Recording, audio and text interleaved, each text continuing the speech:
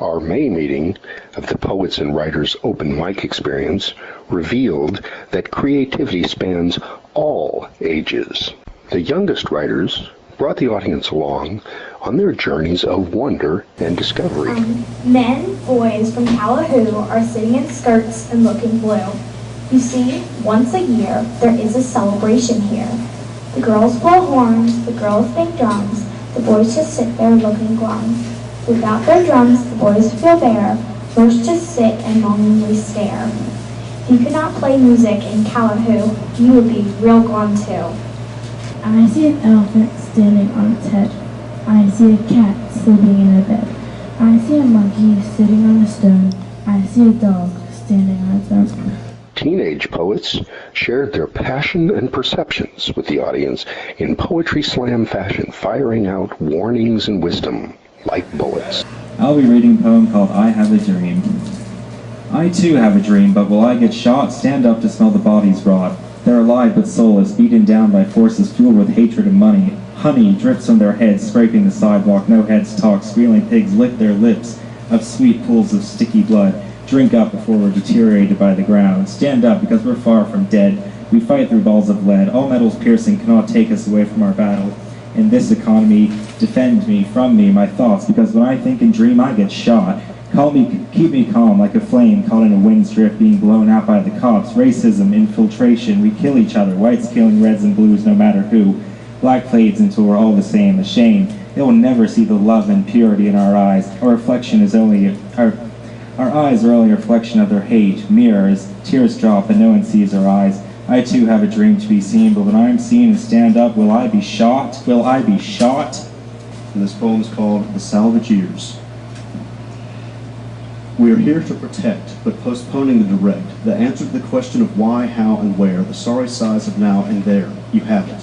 To cry or salvage. The day we save or reign and pray is the day we live and give the life and the light to the mother who covered our ears and our eyes from the bright divine. So save her atonement. Save her this moment.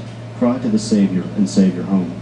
Defile what combats everything we've known. It's as if we have to be shown. We've got one shot, one chance. Don't falter, don't glance. Look straight onward and enhance the view so that we might see the new of what might come to be, so all can prepare to repair, or strike a flare of hope so we won't have to cope with the nightmare that would come if we don't cry to the Savior and save our home. Adult participants shared the sweetness of life and the textures of a Southern story. Life is a piece of cake. The world is like cake. Cake is not real food. We all agree on cake being something to eat, but yours is different from mine. Of the ingredients that we choose to put in according to our taste and what we want it to look like. The world is made up of our thoughts that reflect our preferences and what we want it to look like. It's how my family likes it. It's how my mother, father always made it.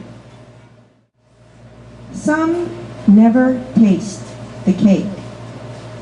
Some devour so much they become obese and throw the weight around, trying to bully others. Cake is not real food, no matter how sweet it tastes or pretty and artistic it looks. We will survive quite nicely without it. The point is, none of this is real. Our essence is beyond cake. It's something I call the old number 7 in the coon hunt. I remember the smell of burlap and wet dogs and the nip of clean autumn air on my face. I remember campfire flames that leapt and licked and chased shadows up the hollows. I recall the crackle of kindling and the orange glow of hot lighter knots. Most of all, I remember an old man and his 3 motley hounds and the night we treed the big boar coon. A lanky old man dressed in red camel overalls and a frayed John Deere baseball cap tromped a narrow trail up the bank of a northwest Georgia cold water creek. His aged knee-high rubber boots covered in red and blue bicycle tube patches wheezed with each step. Root and snuff ran from the corners of his mouth in brown tracts to his chin. There, it clung to a 3-day-old beard, caked like mud on a drying pond bed.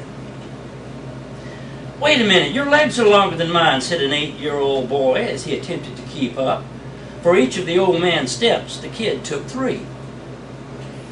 "Should have figured maybe you shouldn't take a young'un on a night hunt. It's tiresome and tedious. We could have been playing checkers or checking the trot lines and such. We'd be more likely to get a coon that way. Coons don't like talk any more than me," said the curmudgeon. "Just fine. But we're here and can't do that stuff right yet. We gotta go get us a real coon. Checkers and trot lines and such will keep till tomorrow," insisted the child. The old man almost spit his teeth out laughing. Our more mature writers illuminated with readings about creativity and the power of love.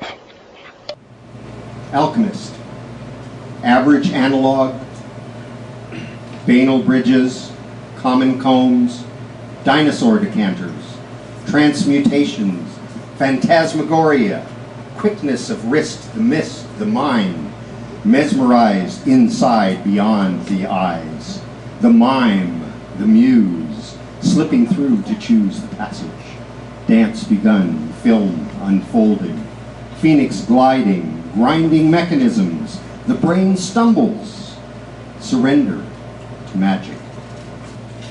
It's special where two rivers meet, a symbol of two lovers sweet. If separate, they run their course. Combined, they are a mighty force. They may at first be parallel, with added force when waters swell. Some other things come into play. It's also new and taught today about what helps bring on their merge. Some put the blame on water's surge, and others on unique terrain. We must add in the snow and rain. There are some things we'll never know about the water and its flow. When branches branch in some sequel, it may mean forces stay equal. The point beyond where they're conjoined, the water now becomes widened. To swim across, you might just drown, or blinded by some spray, fall down. This watercourse and waterway lets poets all have much to say, and all their words are so heartfelt, with talk of mist and the snow melt. They'll talk of water and your thirst, and how some dams can finally burst, and how the merge brings clay for pots, and extra soil for housing lots, or how the waters lie supine, and how the silt is very fine.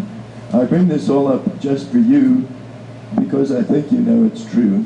The variety of imagination promises to continue to bloom next month on the first Tuesday night in June at the Electric Beanz Coffee House in Raleigh, North Carolina.